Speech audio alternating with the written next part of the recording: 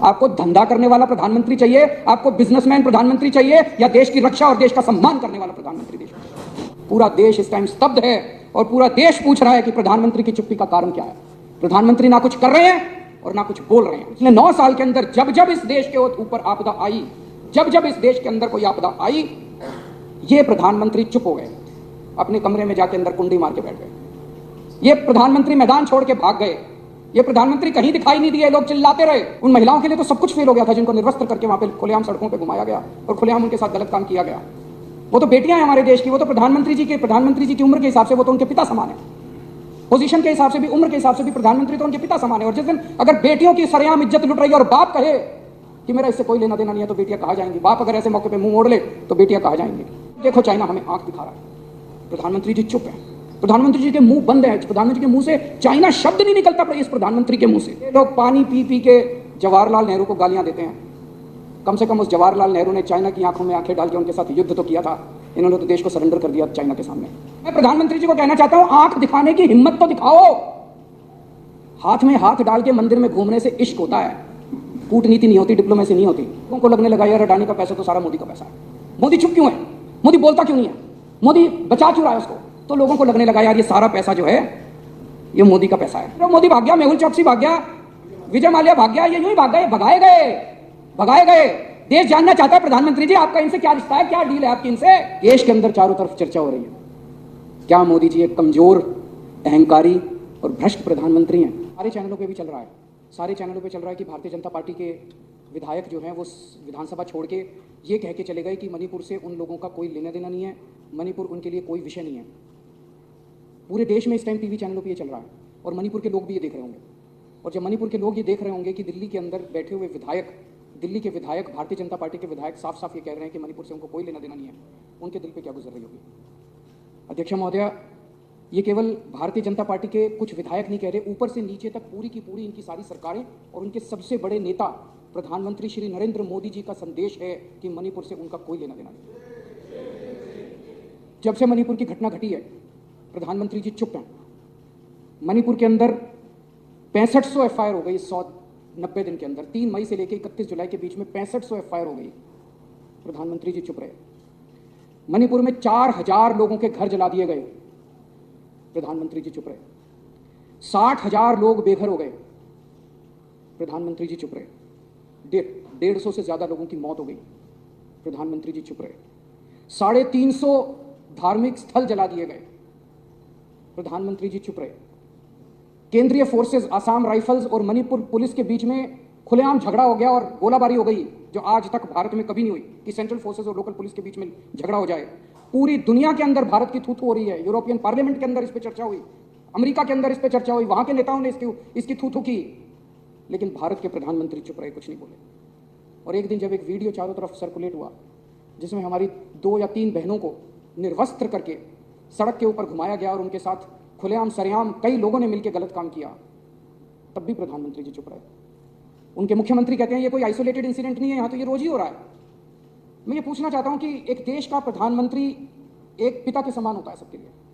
वो जो बेटियां जिनके साथ ये गलत काम किया जा रहा था, या जितनी इतनी बेटियों के साथ उनके मुख्यमंत्री का बीरेंद्र सिंह का कहना है कि ये तो रोज हो रहा है। यहाँ पे लोग प्रधानमंत्री को रोज याद नहीं करते। आज मेरे घर में सब्जी नहीं बनी, घर में पानी नहीं आ रहा, तो लोग प्रधानमंत्री को याद नहीं करते। प्रधानमंत्री को याद तब करते हैं जब सारे सिस्टम फेल हो जाते हैं, तब आदमी याद करता है यार मेरा प्रधानमंत्री मेरे को बचाएगा। उन महिलाओं के लिए तो सब कुछ फेल हो गया था, जिनको निर्वस्त्र करके वहां पे खुलेआम सड़कों पे घुमाया गया और खुलेआम उनके साथ गलत काम किया गया।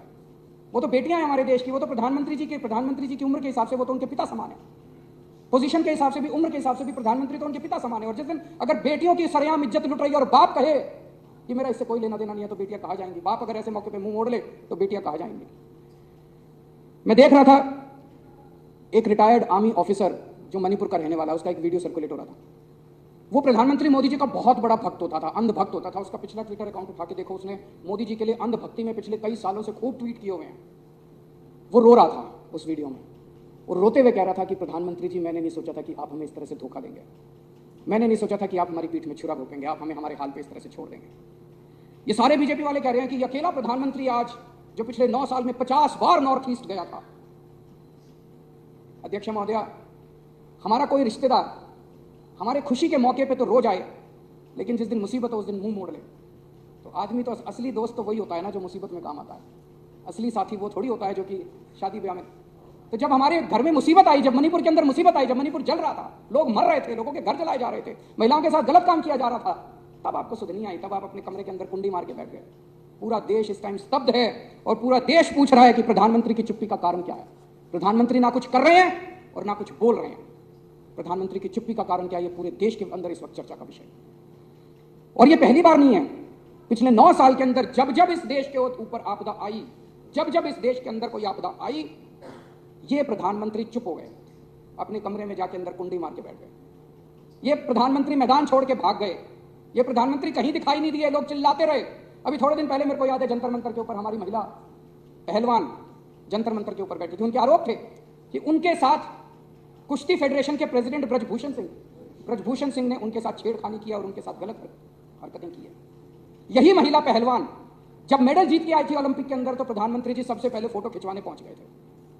और वो वीडियो भी देखा मैंने जिसमें उन्होंने महिला पहलवानों को कहा, बेटा तुम मेरी बेटियों के समान हो, कल को कोई दिक्कत हो मेरे पास आ जाना।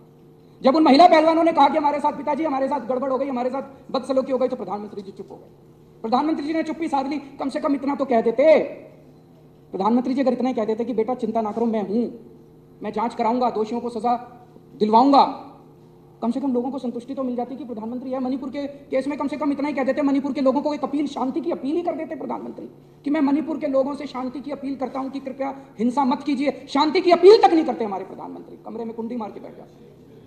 जब ये महिला पहलवान थी, महिला पहलवानों को एक अपील कर देते, वो तो बेचारी केवल प्रधानमंत्री से 2 शब्द सुनने के लिए बेताब थी। अगर वो कह देते कि बेटा चिंता ना करो, जिसने भी तुम्हारे साथ गड़बड़ किया मैं उनको बख्शूंगा नहीं। उन्होंने क्या किया, सुप्रीम कोर्ट जाना पड़ा इन बेचारी महिला पहलवानों को एक एफआईआर दर्ज कराने के लिए, ऐसे प्रधानमंत्री हैं। जब चाइना पिछले 9 साल से चाइना हमें आंख दिखा रहा है, जब देखो चाइना हमें आंख दिखा रहा है, प्रधानमंत्री जी चुप है, प्रधानमंत्री जी के मुंह बंद है, प्रधानमंत्री के मुंह से चाइना शब्द नहीं निकलता इस प्रधानमंत्री के मुंह से। मेरे को याद है अक्टूबर 2019 में चाइना के राष्ट्रपति इंडिया आए और इंडिया के अंदर तमिलनाडु में महाबलेश्वर में दोनों हाथ में हाथ मिला के चाइना के राष्ट्रपति और हमारे प्रधानमंत्री हाथ में हाथ मिला के महाबलीपुरम के मंदिर में घूम रहे थे, उसके फोटो खींचे गए अक्टूबर 2019। और 15 जून 2020 को चाइना की फौजों ने गलवान घाटी पे हमारे ऊपर हमला करके हमारे 20 सैनिकों को मौत के घाट पहुंचा दिया। 2000 स्क्वायर किलोमीटर का एरिया कब्जा कर लिया। 2000 स्क्वायर किलोमीटर मतलब दिल्ली 1400 स्क्वायर किलोमीटर है। दिल्ली से 1.5 गुना इलाका चाइना के फोर्सेज ने कब्जा कर लिया हमारा। प्रधानमंत्री जी चुप रहे, उन्होंने कुछ नहीं बोला। अफवाहें लेके कई लोगों का दावा है, अफवाहें कि 2000 स्क्वायर किलोमीटर जो इन्होंने हमारा कब्जा किया है, अंडर हैंड डीलिंग करके कोई चुपके से डील हुई है और शायद इन्होंने ये उनको दे दिया, उनसे संधि। अध्यक्ष महोदय, सबसे शर्मनाक बयान अभी फरवरी के महीने में हमारे भारत के विदेश मंत्री एस जयशंकर का आया। उन्होंने कहा they are the bigger economy, China हमसे बड़ी इकोनॉमी है। What I am going to do, मैं क्या करूं? अरे यार, हमारे देश का विदेश मंत्री कहता मैं क्या करूं? As a smaller economy I am going to pick up a fight with the bigger economy. It is not a question of being reactionary, it's a question of common sense. ये हमारे देश के विदेश मंत्री कह रहे हैं। इसके ऊपर बहुत सारे रिटायर्ड आर्मी के अफसरों ने लिखा। एक मेजर जनरल शैल झा हैं, उन्होंने ट्वीट किया, mister Jaishankar should know that it's not India but China which is picking up the fight. Economy और no economy, if we bow down to a bully we are abandoning our self respect. Is it acceptable? What a shame, it's cowardice. अध्यक्ष महोदय, ये लोग पानी P P के जवाहरलाल नेहरू को गालियां देते हैं। कम से कम उस जवाहरलाल नेहरू ने चाइना की आंखों में आंखें डाल के उनके साथ युद्ध तो किया था। इन्होंने तो देश को सरेंडर कर दिया चाइना के सामने। और उन्होंने हमारा हमला किया, हमारे 2000 स्क्वायर किलोमीटर एरिया को ले लिया। इन्होंने बदले में चाइना को इनाम दिया। 2018-19 में चाइना के साथ हमारा ट्रेड, हमारा व्यापार $87 बिलियन का था, उसको 1.5 गुना करके 22-23 में ये $114 बिलियन का व्यापार हो गया। मैं आज देश के लोगों से पूछना चाहता हूं, आपको धंधा करने वाला प्रधानमंत्री चाहिए, आपको बिजनेसमैन प्रधानमंत्री चाहिए, या देश की रक्षा और देश का सम्मान करने वाला प्रधानमंत्री देश? सब लोग ये जानना चाहते हैं कि प्रधानमंत्री चुप क्यों है। अगर हम एक ही काम कर देते, इसमें डरने की क्या बात थी? हम चाइना से इतना माल इंपोर्ट करते हैं, हम उनके साथ इंपोर्ट करना बंद कर देते। मैं प्रधानमंत्री जी को कहना चाहता हूं, आंख दिखाने की हिम्मत तो दिखाओ।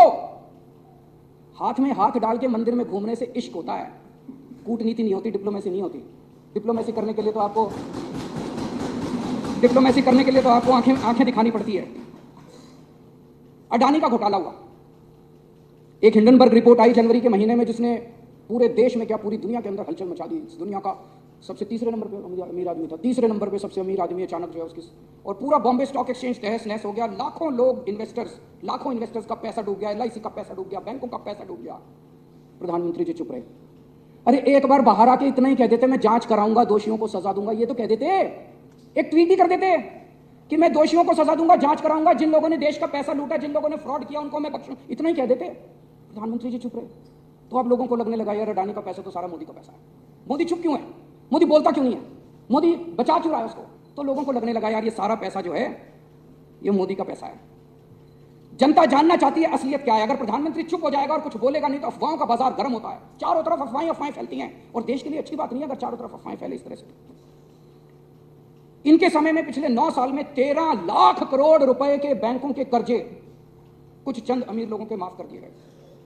इन्होंने नीरव मोदी को भगा दिया, इन्होंने मेहुल चोकसी को भगा दिया, ललित मोदी को भगा दिया, विजय माल्या को भगा दिया। वो क्या कहते हैं जो क्या नोटिस होता है जो बाहर जाने से रोकने के लिए, नहीं, वो मनीष के खिलाफ करा इन्होंने लुकआउट नोटिस, नहीं लुकआउट भी नहीं होता, कुछ नोटिस होता है। भाई तुमने मनीष के खिलाफ वो नोटिस कर दिया यार, थोड़ा नीरव मोदी के खिलाफ भी वो नोटिस कर देते। वो यूं ही भाग गया, वो एयरपोर्ट से बैठ के, वो कोई वेश बदल के तो गया नहीं। नीरव मोदी भाग गया, मेहुल चोकसी भाग गया, विजय माल्या भाग गया, ये यूं ही भाग गए, भगाए गए। देश जानना चाहता है प्रधानमंत्री जी आपका इनसे क्या रिश्ता है, क्या डील है आपकी इनसे? ऐसे ही थोड़ी भाग गए सारे के सारे। अभी RBI की रिपोर्ट आई है, 16,000 विलफुल डिफॉल्टर। विलफुल डिफॉल्टर का मतलब होता है जिनके पास पैसे हैं, जानबूझ के नहीं दे रहे।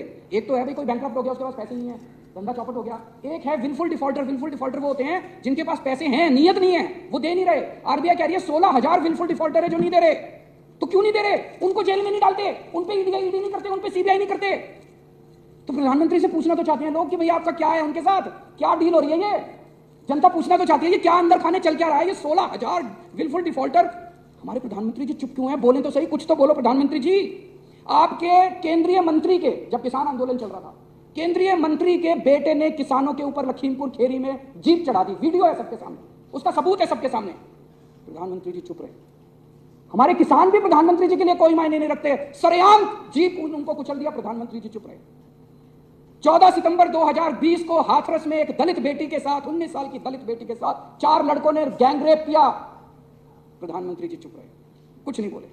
और अभी हरियाणा के अंदर पहले नूह में और उसके बाद सोना में और फिर गुड़गांव के अंदर सरेआम 2 समुदायों के बीच में हिंसा हुई, पूरे दुनिया के अंदर छूत हुई। प्रधानमंत्री जी चुप रहे।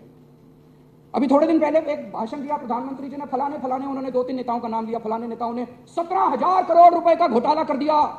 3 दिन बाद प्रधानमंत्री जी उनको अपनी पार्टी में शामिल कर दिया। जनता जानना चाहती है जी 3 दिन के अंदर उस घोटाले का क्या हुआ। प्रधानमंत्री जी चुप रहे। अभी किसी ने CAG की रिपोर्ट आई है कि 18 करोड़ रुपए प्रति किलोमीटर की सड़क को 250 करोड़ रुपए प्रति किलोमीटर की सड़क पे बना दिया। प्रधानमंत्री जी चुप रहे। तो अब देश के अंदर चारों तरफ चर्चा हो रही है, क्या मोदी जी एक कमजोर, अहंकारी और भ्रष्ट प्रधानमंत्री हैं? आज ये सदन प्रधानमंत्री जी से अपील करना चाहता है कि बाकी बातें बाद में हो जाएंगी, मणिपुर को संभाल लीजिए, कुछ तो कहिए, कुछ तो करिए।